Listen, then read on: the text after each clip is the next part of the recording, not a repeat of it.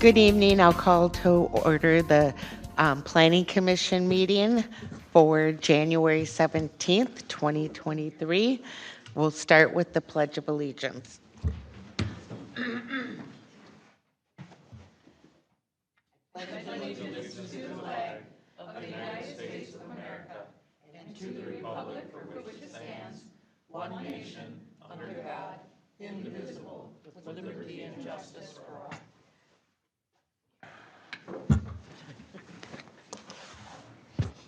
Now we got it right.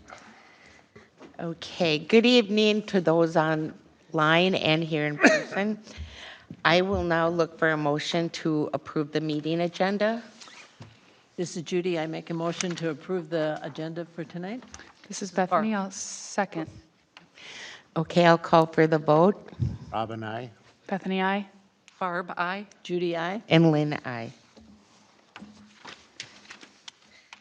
Next, I'll look for a motion to approve the Planning Commission meeting minutes from December 20th, 2023. This is Barb, so moved. This is Bethany. I'll second. I'll call for the vote. Rob and I. Bethany, aye. Barb, aye. Judy, aye. Lynn, aye. Now I'll look for a motion to approve the December 20th, 2023 public hearing minutes for RPAW text amendment and PUD CUP. This is Judy. I make a motion that we approve. This is Barb. I'll second. I'll call for the vote. Rob and I. Bethany, aye. Barb, aye. Judy, aye. Lynn, aye.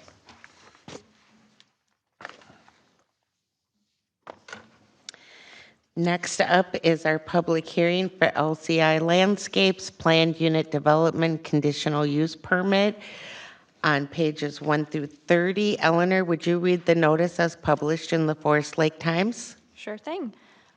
Notice is hereby given that a public hearing will be held at the City of Columbus Planning Commission on Wednesday, January 17th, 2024 at 6 p.m., or as soon thereafter as parties may be heard. The hearing will be conducted in person and by interactive technology at the Columbus City Hall located at 16319 Kettle River Boulevard, Minnesota, to consider a request for a conditional use permit allowing a planned unit development for an office and equipment storage space for a landscaping contractor in the Commercial Industrial Light Zoning District. Members of the public interested in attending in person, monitoring the meetings, or wanting more information should contact the city offices at 651-464-3120 or visit the city website at columbusmn.us. The hearing shall continue until all evidence and testimony has been received. The applicant is LCI Enterprises, Inc. Thank you, Eleanor. Would Tim O'Connell from LCI Enterprises please come forward, have a seat at the table, give your name and your current address, and make sure you speak into the microphone so everybody can hear you. Good evening. Thank you. Tim O'Connor. Do you want the business address? Your address. LCI Landscapes, 13960 Lake Drive Northeast, Columbus, Minnesota, 55025. Okay, and for the record, did you receive a copy of the staff report developed by Eleanor Hahn dated January 11th, 2023 regarding this application? This report notes certain findings numbering, I'm going to say 1 through 25 because 21 was blank, on pages 27 to 28. It also notes recommendations numbering. Sorry, I didn't write that whole number down.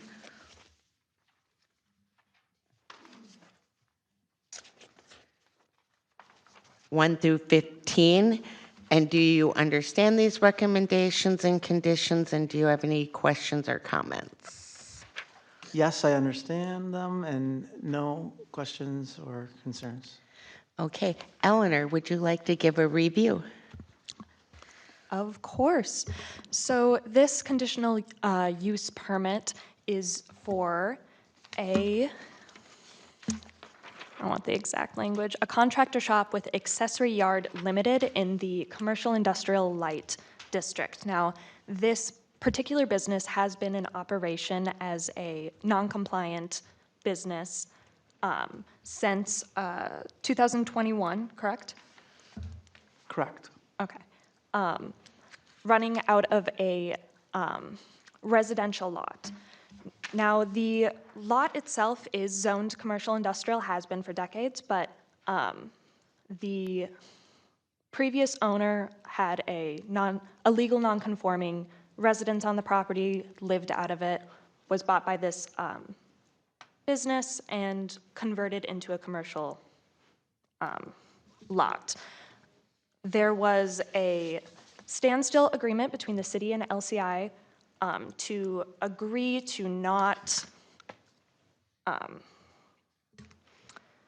pursue prosecution for not obtaining a CUP, and then there was a moratorium on the CI Light District, which prevented them from obtaining that CUP until recently.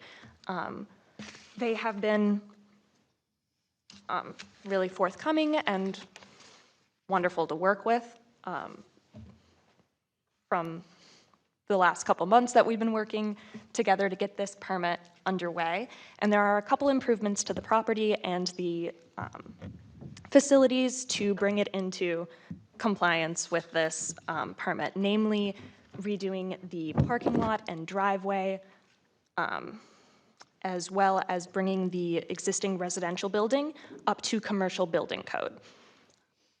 The main point of discussion on this and why it is a planned unit development instead of a regular CUP is they are asking for a deviation from design standards which require buildings facing residential properties to have a maximum of 50% metal exteriors. The existing buildings have metal exteriors, and the reason that they would like to maintain that instead of having to redo the exteriors is there is a very heavily wooded area on the entire western half of the property. And the neighboring residential properties are to the west and to the northwest of this existing property, which means that they would have to do some more work on those exteriors facing those directions. And they provided view sheds from their property showing that the neighboring residences cannot see the existing buildings and will not. Although they're neighboring, they're far away, and there's a heavily wooded area in between that will not be impacted by this development going forward. So that is the deviation that they're requesting. Thank you. I will open the floor if anybody has any questions for the applicant. Do you have any Because questions? he hasn't really given us. Okay, do you have any questions or anything you want us to know before we ask? I don't believe so. I mean, I'm willing to answer any questions that you may have, but as far as I know, everything, I mean, we've put a lot of planning and thought into everything, a lot of it requested for things that we didn't even think about, so now we have, and we've put that into place, and so, yeah, it should be all pretty accounted for as far as all the details. So the house is going to become the office, Correct. correct? So I drove back in there and parked by the pole building. Are you going to put up another pole building? Seemed to me there's just a lot of stuff sitting outside that doesn't need to be. The long-term plan would be to put up a new building, but right now we wanted to get operational and get up to code so that we could operate out of the existing buildings. That was the original plan when we bought the property, not knowing that we wouldn't be able to operate out of the existing buildings. And so this was all new when we bought the property. And so we've been going through the process ever since. And so we would operate out of the existing buildings for, a couple, 2-3 years or something like that before maybe we'd start working on a plan for another building or something if it's allowed at that point. So what kind of operations do you do in the pole building? It's mostly just storage and then having a place to, especially in the wintertime, if we needed to do any work on equipment or maintenance or anything like that, somewhere warm to get out of, to be able to, right now, all our repairs and maintenance, we have to, basically send out and pay a lot higher rates than we would if we had our own place to do some of this stuff. And so that's kind of mostly what it would be. So I saw 2 camping trailers. Camping trailers? Yeah, like a fifth wheel trailer and another camping trailer when I drove back there.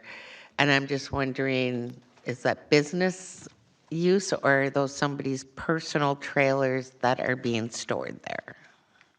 There should be no camping trailers. I'm not sure what. It was you last saw. Friday, so. Yeah, I'm not sure. I'd have Okay. to look myself to see, because I'm not aware of it. Okay, We do have we do have a bunch of landscape trailers and, I just want to make sure that everything that is stored there is for business use and not just people storing things. yes, and if that's not the case right now, I'll make sure that it is. I'm not aware of any camping trailers. Okay.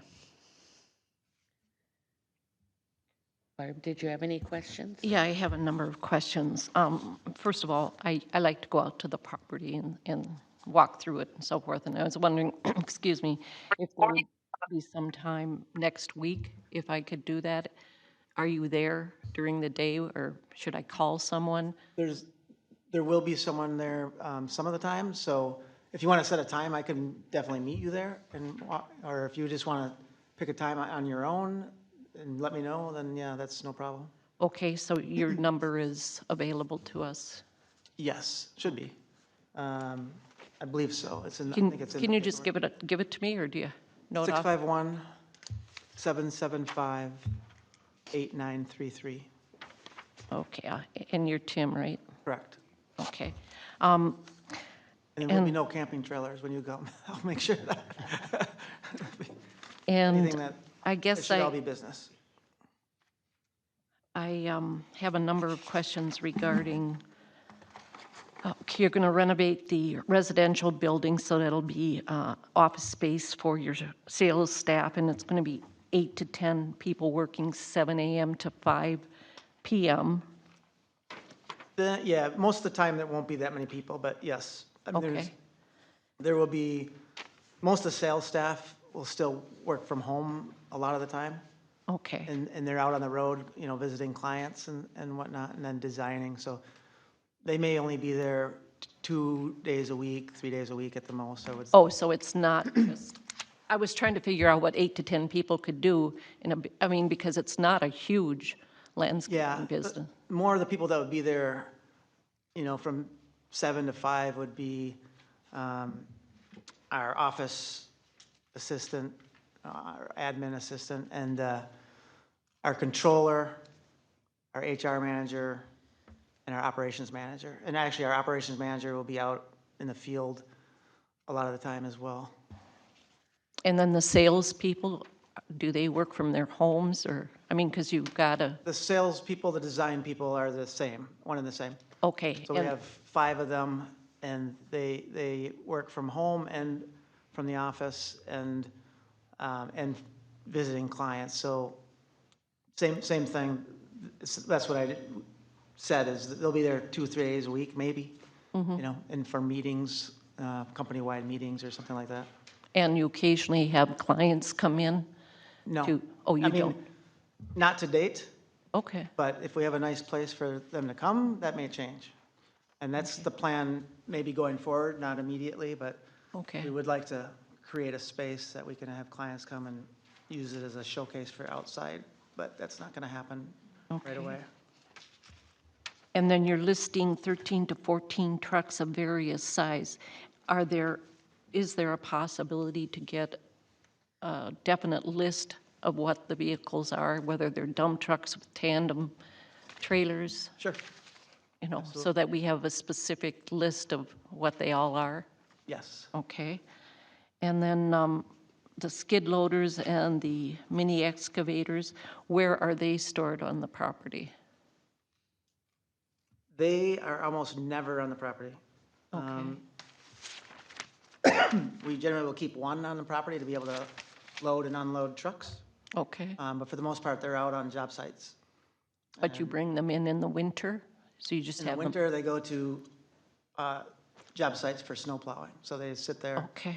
And then when we get a snow event, someone will actually go to that property and use the machine there. Okay. Instead of trailering it around. Okay. I did drive by there and I saw 2 Connex boxes. Is that something that you're planning on using? I mean, usually that's just temporary storage. What kind of boxes? You know, they look like trailers, but they have no wheels. They call them Connex boxes. Oh, like dumpster-looking boxes, those? Well, no, they're actually, they look like a trailer, you know, and you open the doors, and most places use them for storage. They're considered temporary storage. Yes. Shipping container. Shipping. Okay, shipping containers? Yeah, okay. So is that, We have a bunch of small ones, the white ones.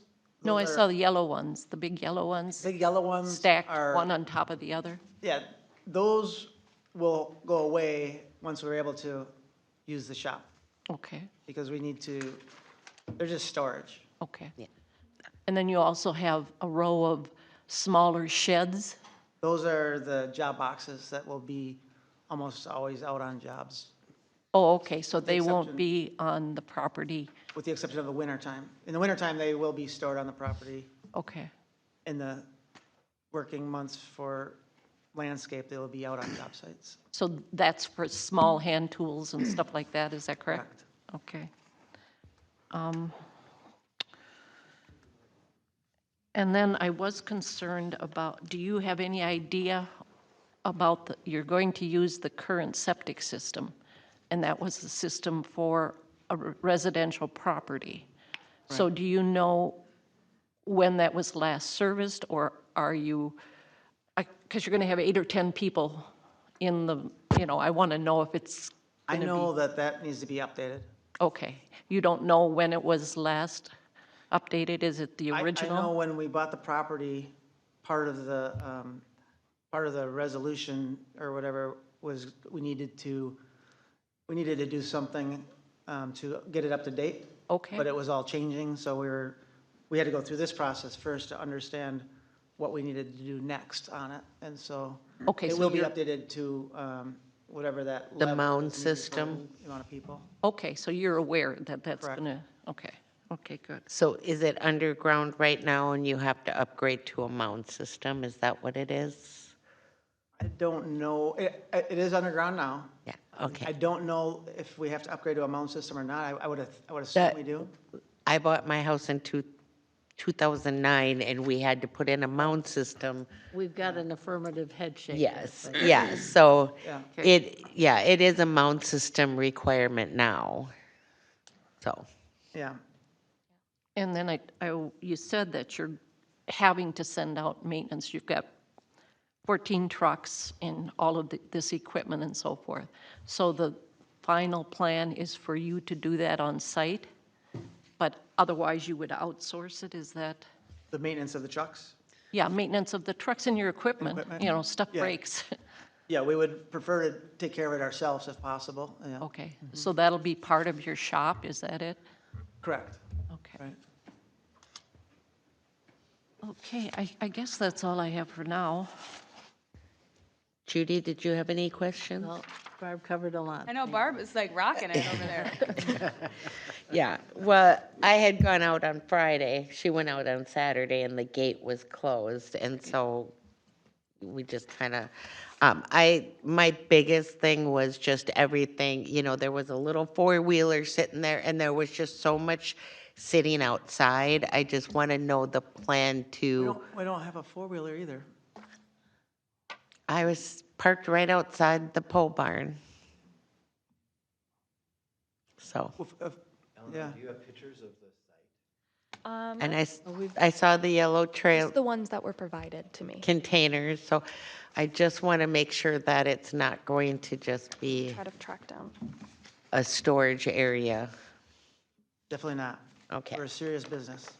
And, yeah, I'm at a loss for Okay. the four-wheeler and the camping stuff because, Okay. But I will definitely check it out. Did you have any questions? I'm good. Same boat Robin? as Judy. Yeah. I did think of something else.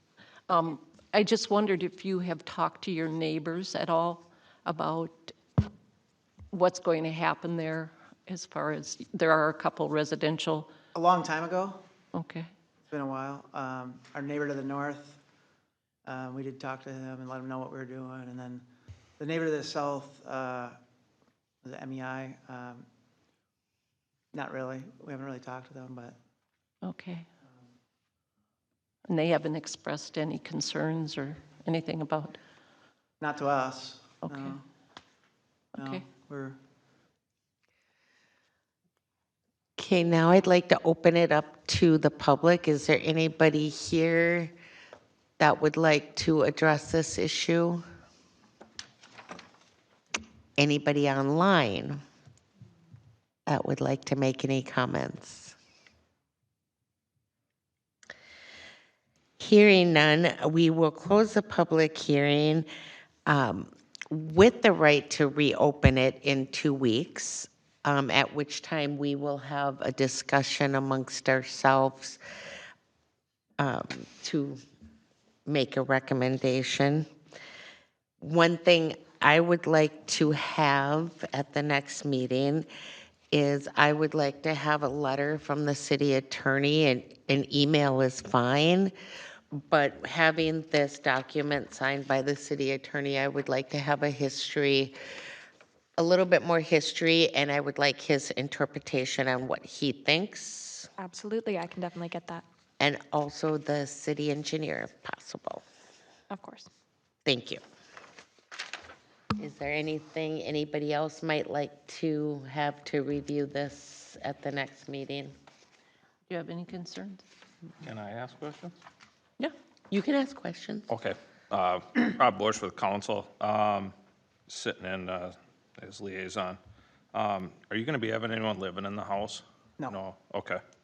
Thank you. And then, so then obviously that answers my next question of housing workers. When would you be generating noise till? I know you said you come back at the latest about 7:30, but is there going to be guys working, repairing equipment overnight, or No. that might affect the close residents? no, Okay.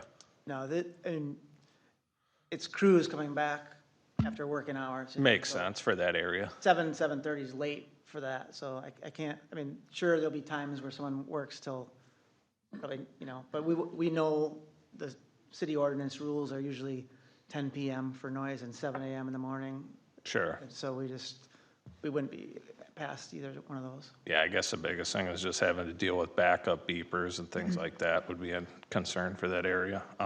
The other question I have, reading through this, it stated that you're kind of doing some bulk storage for, is that just for hauling out to job sites, or are you going to be Correct. doing public sales out of there? No No, public. just for yourself? Just for ourselves, yeah, so we would just house our main things that we use all the time, Perfect. like one color of mulch, soil, class 5 or class 2, large river rock and pulverized soil. Sure, sure. Yeah, makes sense. Pretty conducive to a landscape business. The only other thing is with that pole barn, how far off the road is that being? I haven't been to a site visit. Maybe I'll tag team with Barb and try and go out there. I don't know, what is that about? It's a couple 100 feet at least. Okay, but so is that's it probably longer than that, actually, it's probably about. Able to be seen from the road? No, No? Okay, plus it's behind the house, sure. and the house sits up 8 feet Okay. higher than it, Okay. Yeah, something like that. that's really all I have, so thank you for your time. Thank you.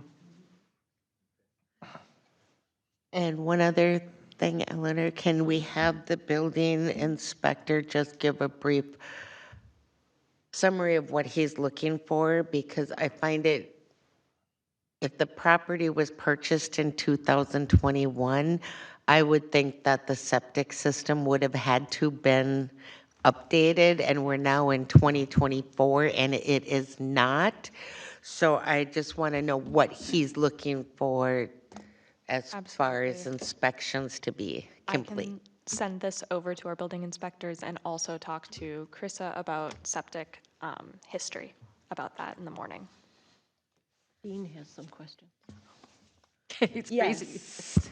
Dean Johnson, on that very same line, just based on some of the questions you've had, the procedure that we're involved in is first blush, you've got to determine if it meets all the zoning requirements.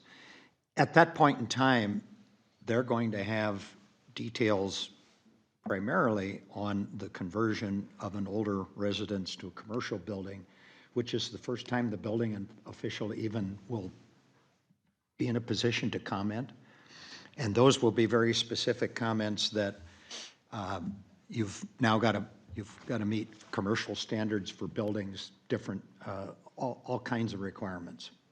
Internal plumbing may be required to change. Electrical, certainly, I'm assuming wall thicknesses and insulation. At that point in time, based upon the proposed occupancy of the property, the building official makes the judgment that either the well and perhaps the septic system are undersized. I don't know the last time an inspection may have been done. I suspect something was done at the point of sale on the property, that it at least is compliant as a residence, but it may not be based upon the new classification of the property. And so I think getting information from the city attorney about the procedure we've been through, working with Tim and everyone else. Remember, we had a moratorium for a year that suspended everything. When we first met, we were on the heels of COVID. And so this is, it seems like a long time, but there were a lot of pieces that were put in place. And I, for one, having been here from when this first began, appreciate the detail of information. We got two architects here tonight that could also answer questions that you may have about any of the particulars. But I want to make clear, it'll be the building official's review and responsibility to determine if any of those changes will be required for both sewer and water on the property. Okay. And just as a comment on that, in CUP recommendations, one of the long lists of the first conditions are usually, it's contingent on recommendations by the city engineer and by building officials. All of these things are contingent on that approval, even if it happens after the permit. Right. Because I we mean, get but I understand. part what of the you're asking for. problem is this is a whole new planning commission. Sure. So we don't have the whole history of what has happened. Yes. So a further comment on that. So, I mean, we're prepared to do what it takes, obviously, but we just had an inspection on the well, noting that there may be the possibility of upgrading it, the size of it. So that's already been done in case we need to do that going forward.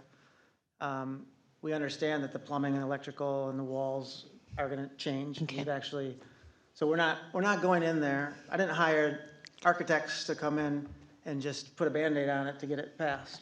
We're actually came up with a plan that's very nice. We want it to be a nice place to work Okay. and be able to bring clients to if we want to. And so I'm not saying we're not going to spare any expense, but we're trying to build a future there, and we're not trying to put a Band-Aid on it and Okay. goodbye. And Madam Chair, if I could. Yes. Just, again, I appreciate that you indicate that there are a lot of new planning commissioners here. Again, in the sequence of things, it's our job at a staff level to work with the applicants. I called the architect and I said, do you understand what you're really doing, trying to change a residence into a commercial use?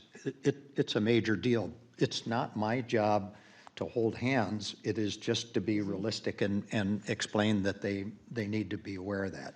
We did the same with the, I'm going to lose the name. You had an auto repair facility in the last 2 months, and the same thing. They wanted to repair that building.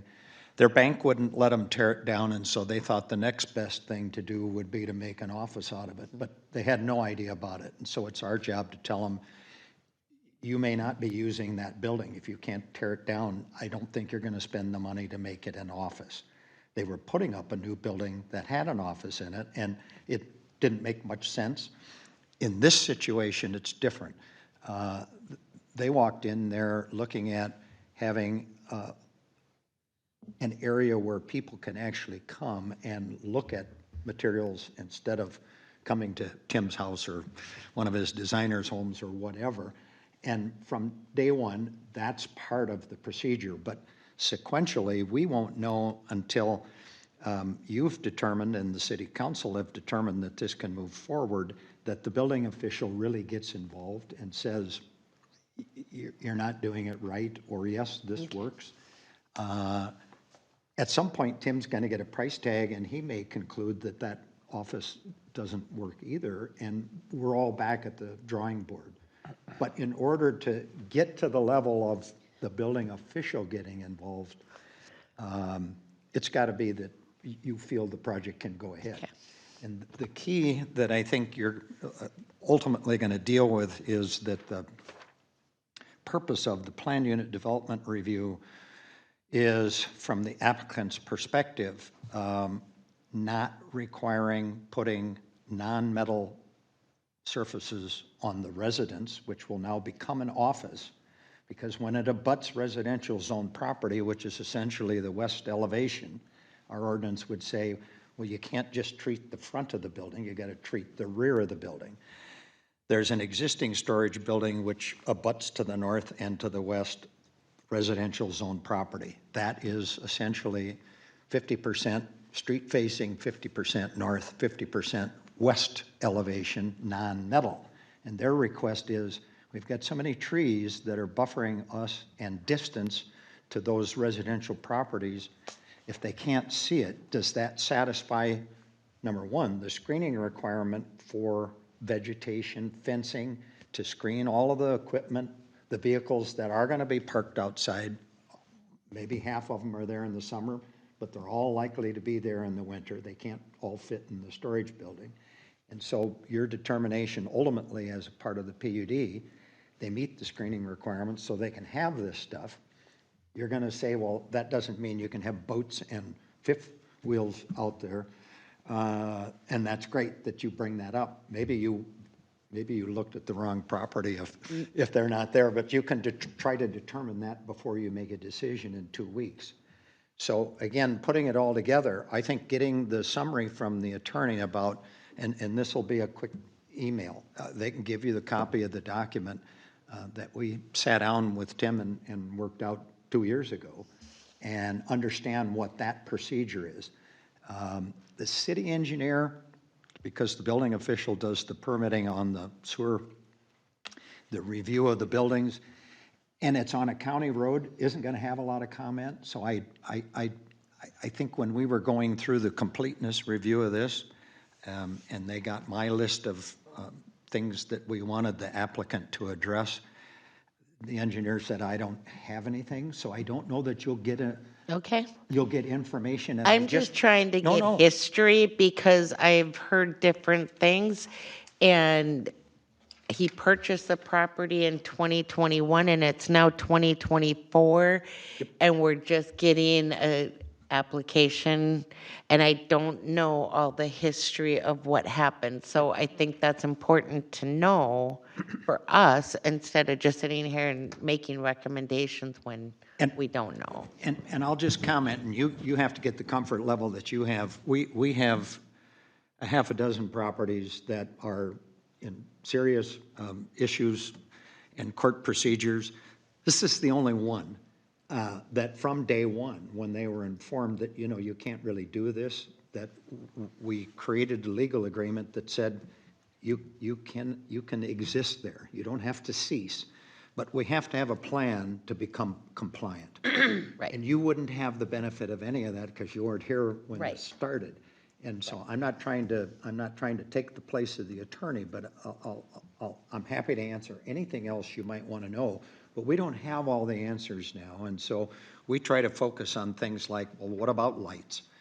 Are they going to light up the place? And quite frankly, when we asked that question, they didn't know. Well, now you have a lighting plan, and all of those will be referenced as a part of the approval. And as the photometric plan illustrates, it isn't going to impact any of the properties, residential or commercial, because they're relatively minor. But it's a new parking arrangement where there will be public parking, if you will, in the front. That's got to be bituminous. The storage yard in the rear can be gravel where their vehicles are, and so on and so forth. And so they're going to do everything by the book. Okay. Except as a part of the planned unit development review for the conditional use permit, they are simply saying, do we, first of all, need to meet your 50% non-metal requirements where it's facing residential zone property? And is there a need for a screening plan to hide everything else that might be stored out there because of the existing vegetation? And the fact that you had no neighbors show up and comment, maybe they'll come later, tells me on the basis of what they submitted. You got some photo views. We look at all of these on the GIS website, and there is extensive vegetation, and you'll ultimately make that decision that no, it makes no sense to take an existing, I don't know how old the storage building is. It doesn't make sense to put 50% non-metal on that building because nobody's going to see it. And the trees that you're speaking about are all on this property. They're not on anybody else's property. There are extensive trees on others, but I made that point with Eleanor. When we look at the screening, we want it in their control. Right. And one of the conditions that's in there is that existing screen buffer, if it's determined to be adequate, has to be maintained or supplemented throughout the life of the CUP. So as an example, the majority of the buffer that would meet your requirement not to have to put something over existing metal surfaces to satisfy that requirement or to screen the outside storage area, they want to expand their storage yard and all of a sudden they've taken all the trees down and nothing else is left. The condition is they've got to replace it. They've got to fulfill your screening requirement. And so how do they do that after the fact, if, say, they decide to do that?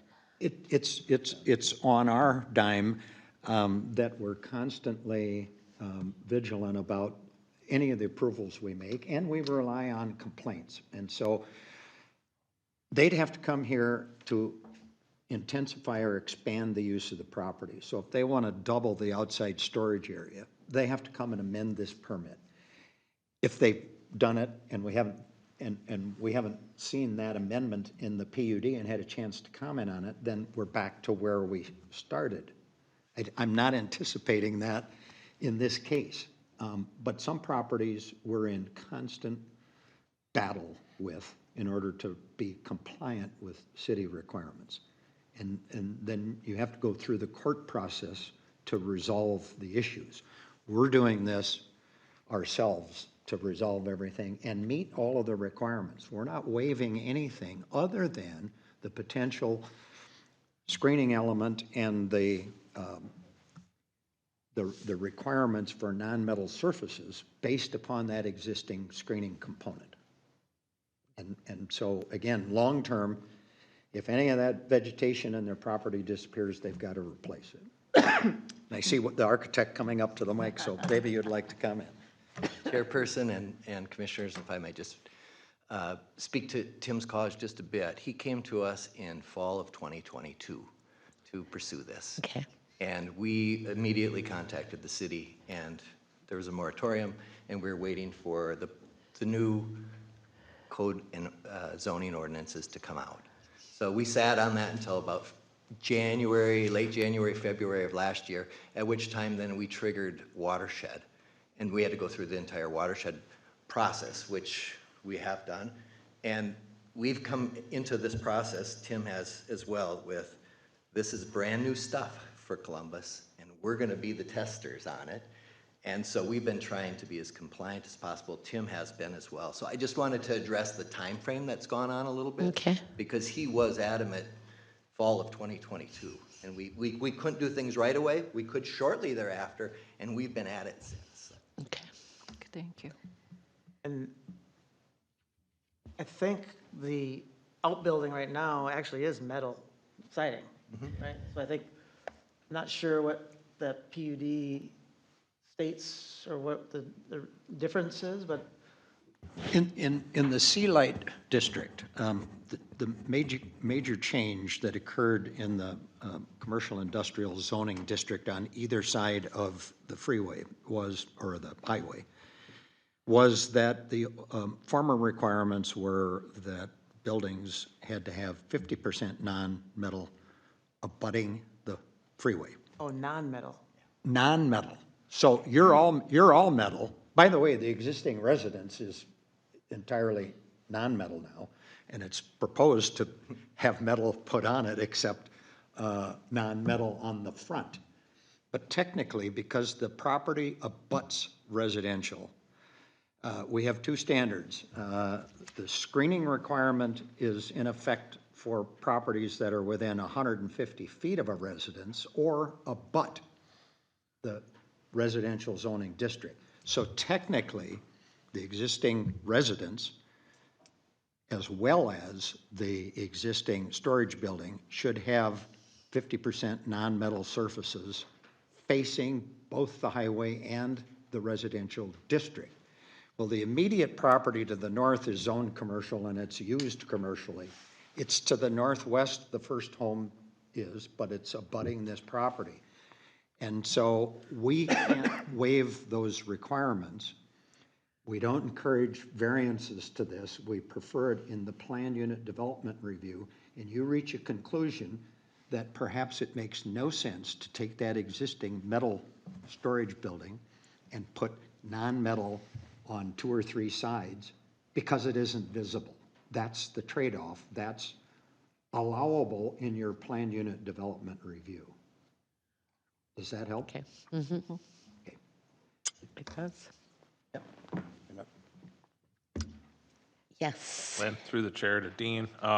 So is that allowable to have like a hardboard siding, or is that just a masonry type product that Well, has to replace the metal?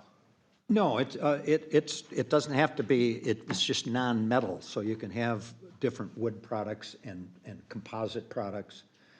So like a hardy board or an Ichiha or something? Hardy board, anything. It's just that, again, if you have a piece of property that's entirely wooded, if you will, and it's not visible, then particularly on that outbuilding, does it make any sense to put 50% non-metal if it isn't visible? What is it serving?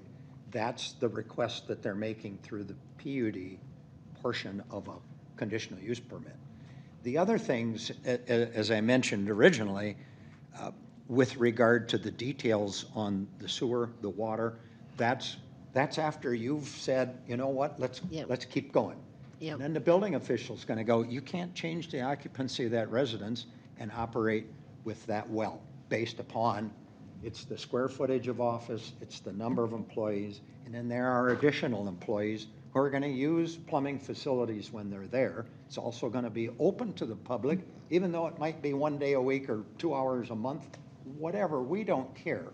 There's a table, there's a book in the Uniform Building Code that says these are the requirements. It's based on the number of fixtures that the architect puts in there and the occupancy rating that'll say, that old well isn't big enough, or maybe the well's fine, but the septic system needs to be enlarged.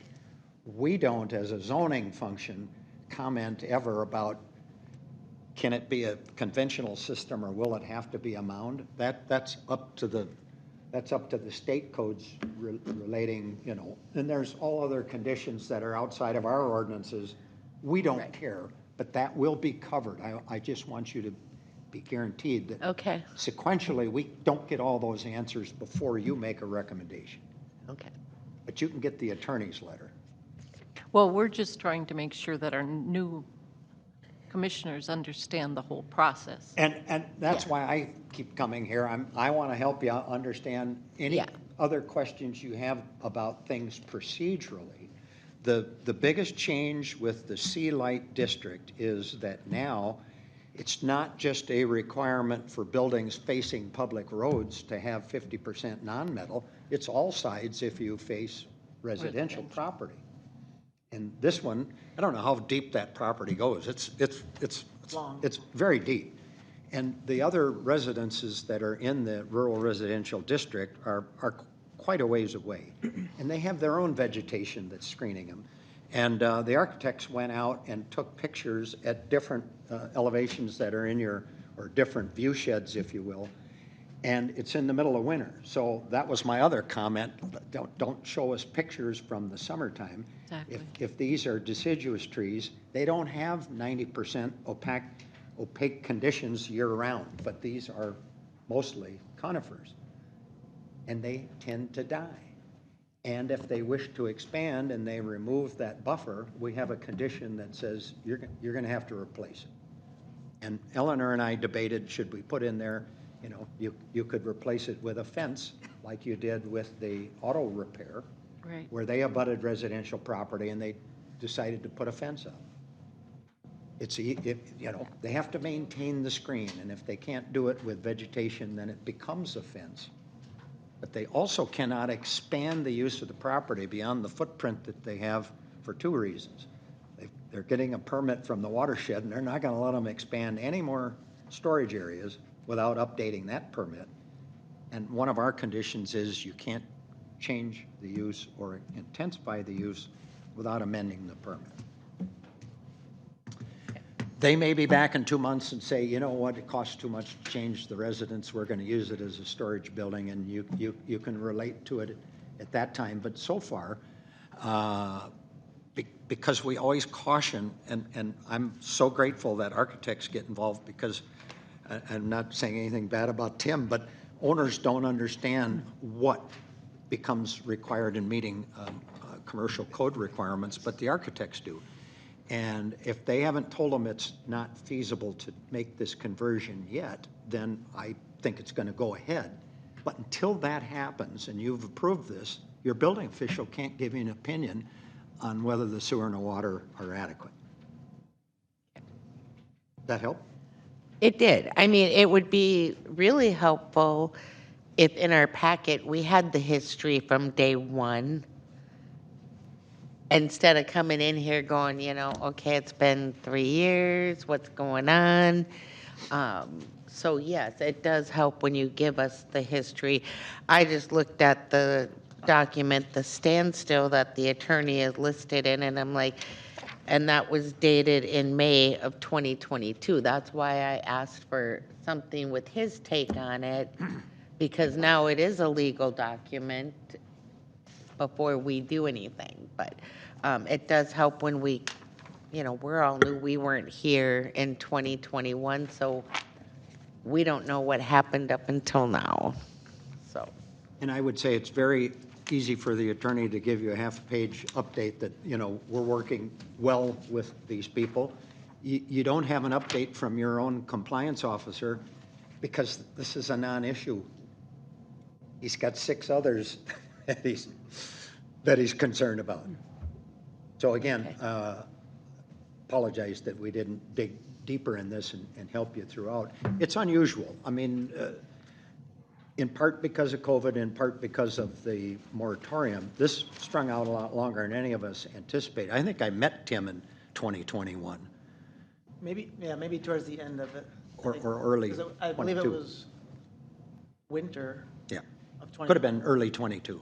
In any event, nobody's not done what should be moving forward, just so you feel comfortable about that. okay, so we will close this with the right to reopen it in 2 weeks. At that time, we'll have more information and we'll have more discussion and make a recommendation. So if you want to come back in 2 weeks at 6 p.m., that will be what, February, I wrote it on my agenda that got replaced. February 7th. Okay. So thank you for coming. Thank you. We appreciate it. Appreciate the time. Can I ask a question? Does he have everything or do we have everything we need from him? Do we have any ask that they provide us? From him, we have everything. We have everything, okay. Okay. All right. Thank you very much. Thank you. Thank you. Thank you. Now we will, Close the meeting. I did. Oh, I did. Yeah, you closed it. Have public open forum if there's anybody that would like to address the planning commission. Anybody online?